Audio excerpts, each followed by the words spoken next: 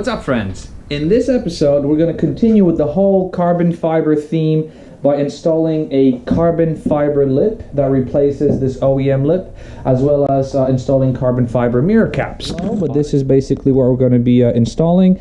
The lip is an M Performance type lip. It comes with a double-sided tape, and the mirror caps come with nothing, just the caps themselves. On top of that, the tools we're going to need is we're going to need a hair dryer, since I don't have a heat gun to heat up the OEM lip, and also I'm going to use a dental floss. I might use a fishing line to kind of scoop out the old lip, but let's see if that works. Since we're going to be dealing with possibly sharp objects and things that can scratch the paint, we need to protect it. I've got this painter's tape that I'm going to put around the edges of the lip.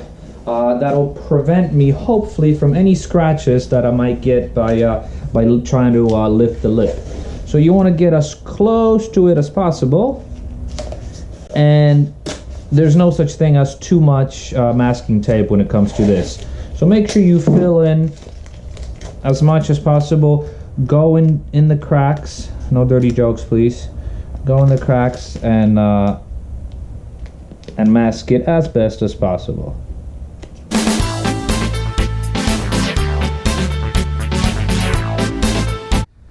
Alright, now that the tape has been applied, we have to heat up the lip, or the glue under the lip rather, with your trusted blow dryer, and start getting under there with the dental floss.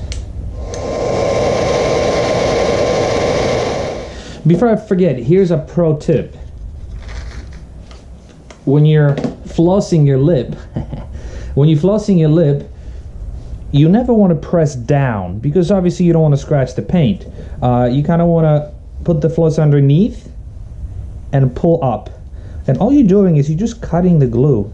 And look how easy it is.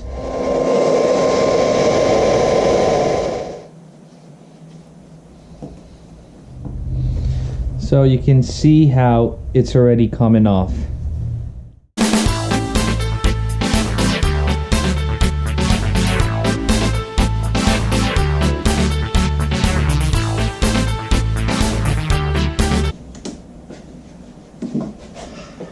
Okay, the moment of truth.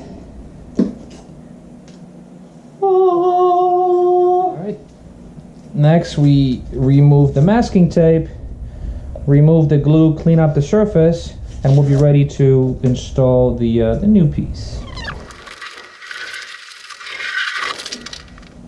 Since this is still a very thick layer of glue, you still have to heat it up. And what worked for me in the past, if you heat it up, you can kind of roll it with your finger, and the glue is just going to roll back, or the tape rather, is just going to roll with your finger.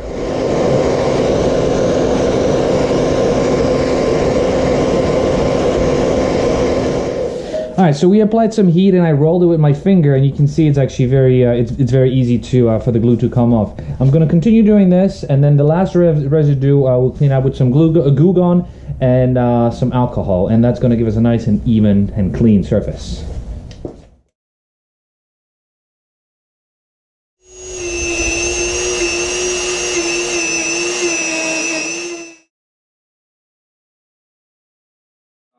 It's evening now, so I put the car in the garage.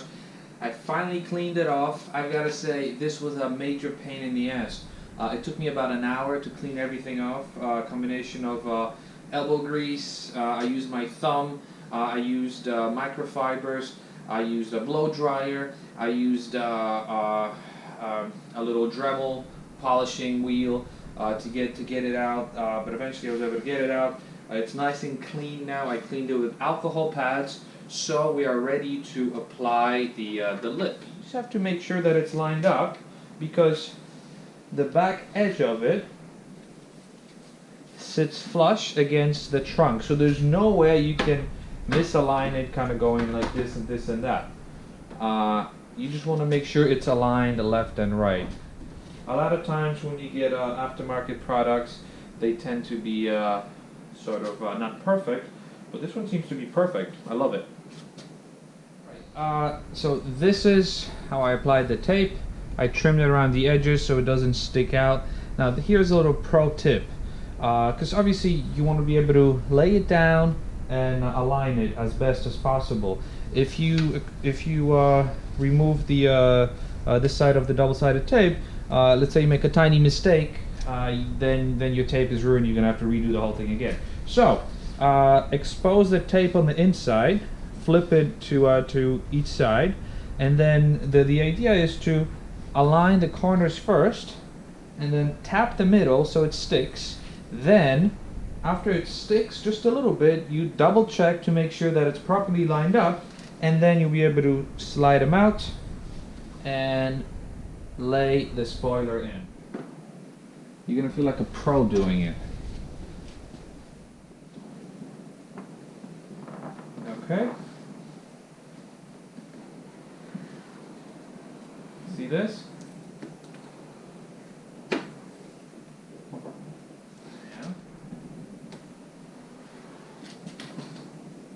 I'm continuing to apply pressure here to make sure the back of the spoiler stays flush with the body.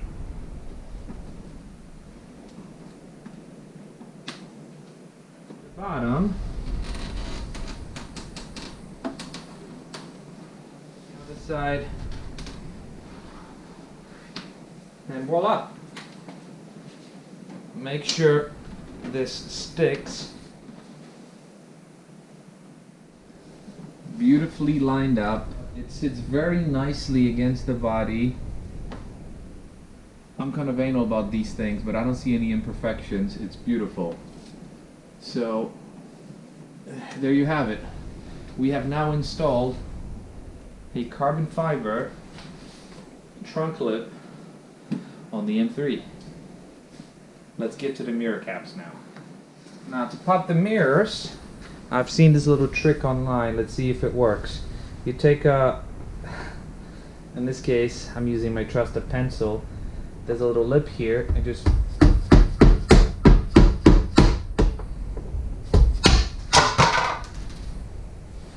oops. We have broken a clip doing so, but that's okay because we're not going to use these. Popping these things should be pretty straightforward. Sliding it, aligning it with the clips.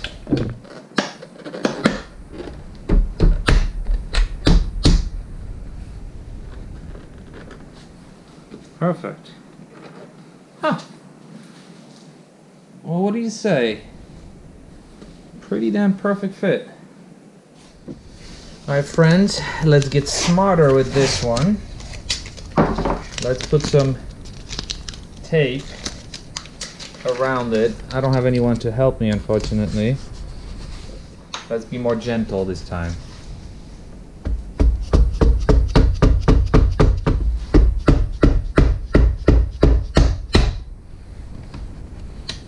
Success. No clips have been broken in this one. And we will not be using any hammers to put these back in. Simply making sure all the holes and pins and whatnot line up.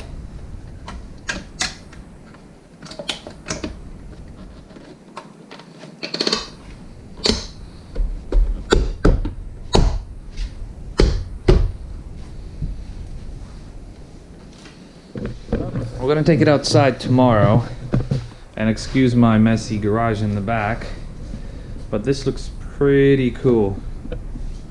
This looks awesome, and it wasn't that difficult at all. The rear lip, sealing it, so I just put a jet seal. Every new product that I install, I seal it with this Chemical Guys jet sealer, and then I apply wax to keep it nicely protected. Alright, so I think that's going to be it for now. Let's wait to see what this looks like in daylight, but to do that we have to wait until tomorrow. So sleep tight. I'll see you tomorrow. I think it goes without saying that the carbon fiber mirror caps go really well with the car. They match the tins, they match the B-pillars, they match the roof. Same thing with the lip in the trunk. Not only does it match the rear window, but also matches the diffuser, the emblem. Hey, not to mention the license plate bracket. But overall, I'm very happy with the way it came out. I'm going for the whole black and blue theme on the car, and this definitely adds more aggressiveness to it.